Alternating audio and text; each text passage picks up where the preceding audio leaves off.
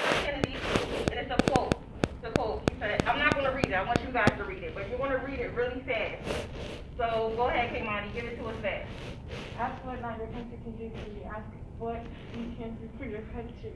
All right, perfect. Thank you. You can be seated.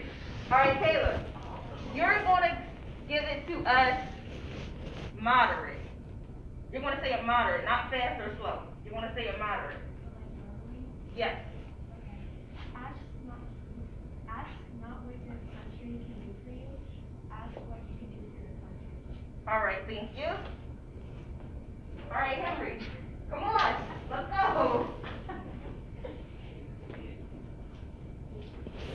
All right, you can stand right there because it's up on your Padlet. It should be on your screen. You can read it from there, but you can't bend over. I need you to project. You need to be able to hear you. But you're going to say it slow. You're going to say it very slow.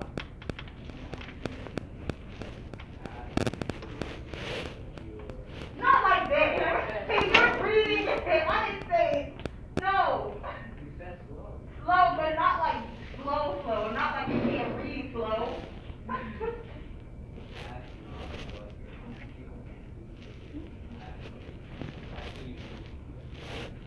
Can everybody hear Henry? No.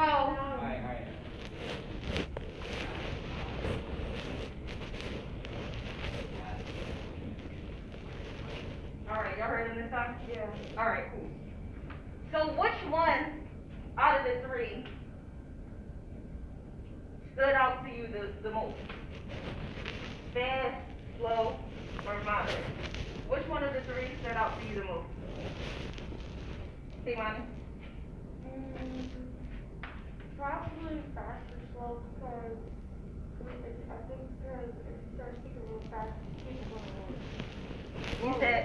You said fast and slow? Those were the two that stood out to you the most?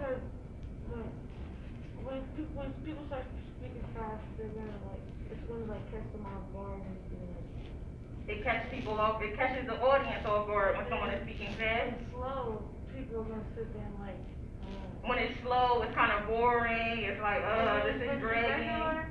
People just don't pay attention. When it's moderate, they don't pay attention. So which one is good? It sounds like all of them were. You just said. Some people do for regular, but fast is to catch my attention. So fast catches your attention when it says fast. All right. What about you, Taylor? Fast caught my attention because when you're speaking fast, it's like all of a sudden you can see a tongue twister. When she talked fast, it became a tongue twister. You felt like it was just too fit. You were like tripping over the words. Okay. All right. Anybody else? Which one stood out the most, or which one could you understand? Which one, the message.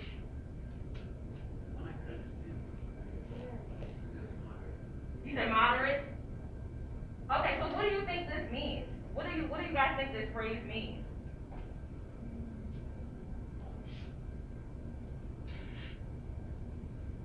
Taylor.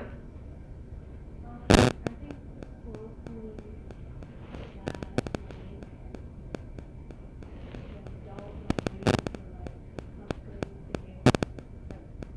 to get something and it does take something. Absolutely. Give something, and in return, you will get it back. Don't just look for what you can earn. Give something. Don't ask what someone can do for you all the time. Ask what you can do for someone, right? So, I pointed this out just because I wanted us to understand the concept between emphasis and pace. So, Kimani said, when someone is saying it fast, it kind of, the message is more stronger to her. She understands it more. And then others, you guys said that when it's moderate, that you can understand it better because it's not too fast, or it's not boring, it's not too slow. It's clear, it's concise when it's moderate. You understand the message, you understand what's being said, right? Okay. So we're going to use the same concept when we are performing our poem. That's going to be important. That is going to be vitally important about pace, emphasis, and tone. I noticed when you guys were reading, you didn't really change your tone too much, no one really changed their tone too much, just kind of read it out. But tone is also important. It's going to be important when you're speaking a skit or a poem of any sort, because we're going to be acting this out. Remember what I said earlier, when we were practicing, I said we needed more attitude, more emphasis. So that's what we're going to be getting into right now. But I want you guys to answer a few of these questions. So with that being said, how can emphasizing different words change the intention of a phrase? How can emphasizing different words send a message? How can it change? Kayla? Referring back to the video we watched, it talked about how like probably different meanings and stuff. Mm-hmm. So like if I start something like talking, so if it's very like excited type of way, you know, like I'm gonna better meaning, so then it's kind of get out. It's like a really deep tone, you know, and that's not you. Absolutely, yes. Tone is important for what you are putting on, right? Just like we watched the clip of Frozen yesterday. Remember how they made Frozen like really spooky and sad, it was scary, and they turned Frozen into a horror movie. They changed the entire tone. And that's not what the movie is supposed to be about, right? It's supposed to be a children and kids friendly, family oriented movie, right? So tone can totally change an entire scene if you don't have the correct tone for it. Okay? Alright, so what is the importance of pace in poetry or in theater? What is the importance of pace? Why is pace important? Say money. Because when you're talking, you don't want to song really fast and then go slow and then go moderate and then go slow and moderate. So it's better to pace yourself and stay with the same thing at the whole time. You have to pace yourself. You have to give yourself a consistent pace, right? I get where you're going. But depending on the scene or depending on what you are writing, the pace is supposed to change. Because in a poem, you may start off really fast, and in the middle, you may go a little slow. And in the end, it may be moderate, right? Because in the beginning, you kind of want people to understand, even especially in repetition poems. The beginning normally starts off a little fast, and then in the middle, you get a little, you slow down a little bit, and then the end is moderate, because if it's a repetition poem, what is repetition? Repeating the same thing. You want that message to be portrayed. You want the listener or the viewer to understand what the point you're trying to be made, right? So, pace may change depending on what it is. Now, if you're reading a book, or reading a story to someone, and you do want to pace yourself, you don't want to go too fast, especially if you're reading a book to, let's say, a children's audience, right? You don't want it to go over people's heads, right? So that's going to be important to pace yourself and have a consistent pace. But in poetry, the pace is going to change depending on the words and depending on what you are emphasizing. All right, so last question. How can tone change the meaning of a poem or a skit? How can tone change the meaning of a poem or a skit? I was like, you look like you was raising your hand. Well, go ahead. It can make it seem like maybe dramatic or sad and then say so. It can change it, make it seem dramatic or sad depending on the way you're saying it. Yes. So sarcasm something that like always and seem normal. If you would do it in a sarcastic way,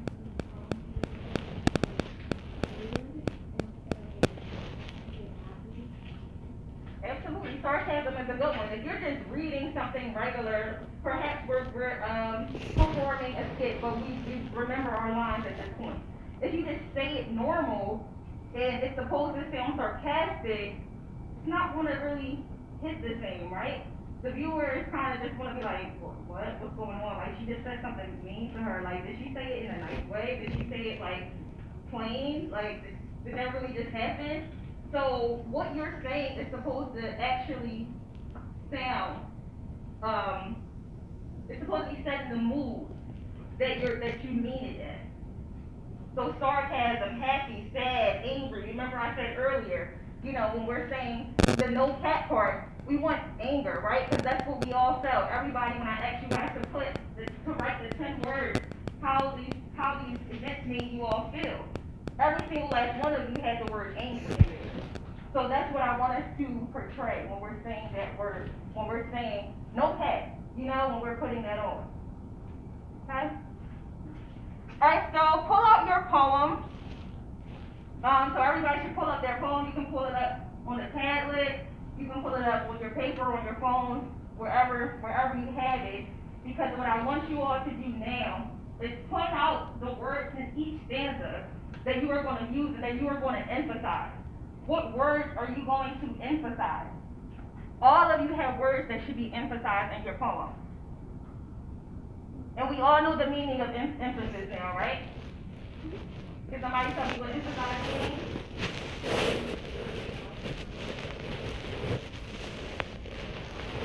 Making something stand out, yes. Henry, give me an example of emphasizing. No cat. That's emphasizing, yes. We're going to emphasize no cat. Just like you just said it. I need that energy when we're actually filming. Okay? So you're going to put emphasis on that. So in each stanza, I need you all to pull out which words you are going to put emphasis on. So in Paola, I'm looking at yours now. I'm going to get you started, and I know that you can put beautiful minds, beautiful lives, and the word recognize, right? Beautiful minds, beautiful lives. So what you guys can do, you can either underline or put in bold. If you typed it on your computer, you can put it in bold letters, the words that you are going to put emphasis on. And when we practice it aloud, I want you to put the emphasis on those particular words. So I want you to point out the words that you think should have emphasis on each stanza, because each one of your stanzas are going to have emphasis. And it's in addition to no cat. No cat, that's something that we say after each stanza anyway.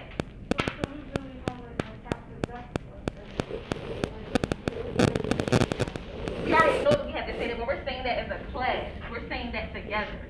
Remember I said we're going to circle up, and then when each person part comes, you're going to go to the center, and we'll have numbers. I'm going to give you your numbers at the end of this too, so you can know who goes first and what order. But we're going to be circled in the order that we go in. So yeah, you guys can even do it directly from the tablet. You just put it in bold what you're going to be emphasizing before we practice, and I wanted to run through it. We have time for all of us to run through our poems really quick with the words that we're going to emphasize, because that was the issue earlier when we went through it. You guys were just reading it. Some of you were just reading it